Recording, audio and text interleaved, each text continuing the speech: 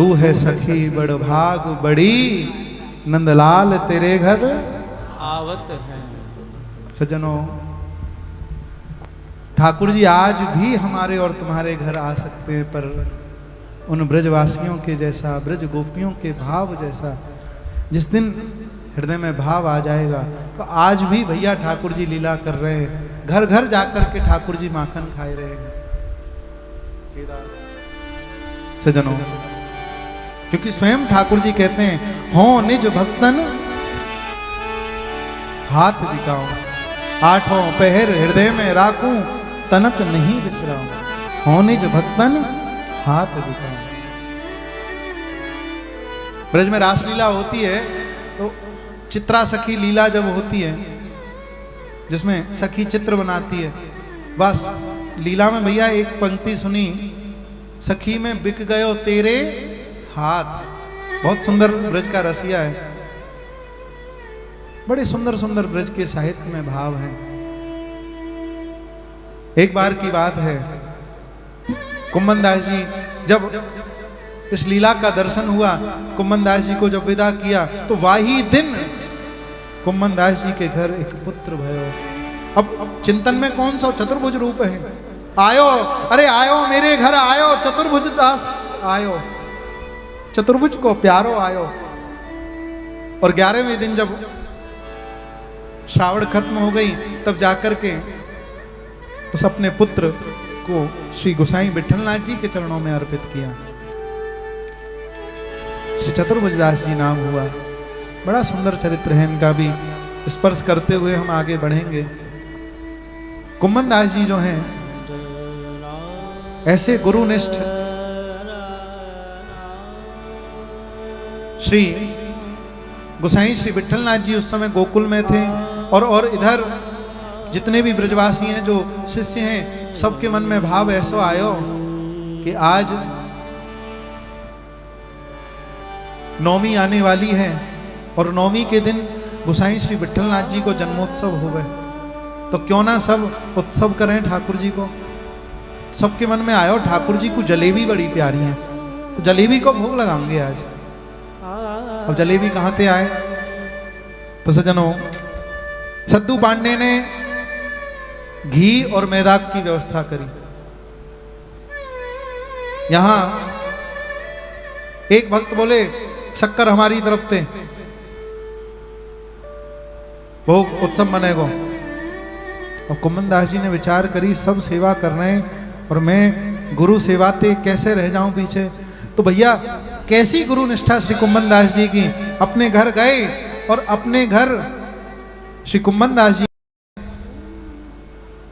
घर जाकर के 2 पड़िया और 2 पड्डा बेच दिए घर के, क्योंकि सेवा में सहयोग करना है, बूंद बूंद ते घड़ा भरे हैं, और मैं कैसे पीछे रह जाऊंगा, तो मैं भी सेवा करूंगा। तो 2 पड्डा और 2 पड़िया बेच करके जो रुपया मिले वो जाकर के सेवा में अर्पित करे। मेरी भी एक सेवा, छोटी सी सेवा स्वीकार कर लिया। गोसाई जी जब लौट करके गोकुल से जतीपुरा पहुंचे, तो देखो बड़ा उत्सव मन रहे हो है। अच्छा कहा है आज, बोले आज जलेबी बनी है ठाकुर जी को। आज भी पुष्टि मार्ग में भैया गोसाई श्री विठलनाथ जी को जन्मोत्सव जब हो गए, तो वह उत्सव को नाम ही है जलेबी उत्सव। ठाकुर जी को जलेबी को भोग लगे बड़े धूमधाम से। गोसाई जी ने पूछी कौन कौन ने सहयोग करो। जब कुम्मन दास जी के बारे में सुनने में आई कि 2 पड्डा और 2 पड़िया बेच करके इनने सहयोग दिया है, मान गए। वाह वाह, ऐसी गुरु निष्ठा। जब गुरु निष्ठा पक्की होगी, तभी ठाकुर जी तुम्हारे संग गोदी में बैठ करके खेलेंगे। आज कुम्मन दास जी थे कई कछु कछु पद गाओ। भैया कुम्मन दास जी को ये अंतिम पद हो। और मैं आपको सच्ची बात बताऊं, जब मैं पहली बार यहाँ सिरसा आयो और सिरसा में आकर के मैंने प्रथम बार श्री राधा माधव को दर्शन कियो, तो मुझको यही पद याद आयो। क्योंकि पूज्य श्री टटिया स्थान वाले महाराज जी जो हैं, जब भी टटिया स्थान जाऊं, अब गानों तो आवे ना आए, कोई राग रागनी नाम है, कछु ना आवे, तो मुझे बोले धीरज कछु सुना ठाकुर जी को, और स्पेशल यूं बोले या पद को सुना। तो यहाँ ठाकुर जी को जो दर्शन है यही के ऊपर, रस में रहत गढ़ी रसिकनी, रस में रहत गढ़ी, रस में रहत गढ़ी रसिकनी, रस में रहत गढ़ी। अब पंक्ति पे ध्यान दियो, श्री राधा माधव को दर्शन करो। और मैं पहली बार तो आश्चर्य में पड़ गया कि मैंने इतने दर्शन किए युगल सरकार के, पर यहाँ तो ठाकुर जी और श्री जी दो है ही नहीं, एक ही हैं। और ऐसे लिपटे हैं एक दूसरे से, वाको वर्णन है। कनक बेल व्रस भानुनंदिनी, कनक बेल व्रस भानुनंदिनी, कनक बेल व्रस भानुनंदिनी, श्याम तमाल चढ़ी रे, श्याम तमाल चढ़ी रसिकनी, रस में रहत गढ़ी रसिकनी, रस में रहत गढ़ी। कनक बेल वृषभानु नंदिनी, श्याम तमाल चढ़ी।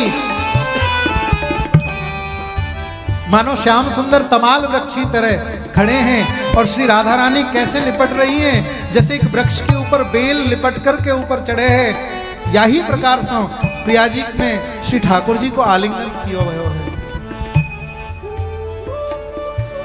बिहरत लाल संग राधा के, बिहरत लाल संग राधा के, कोने भांति गढ़ी रसिकनी, कोने भांत गढ़ी रसिकनी, रस में रहत गढ़ी रसिकनी, रस में रहत गढ़ी रसिकनी।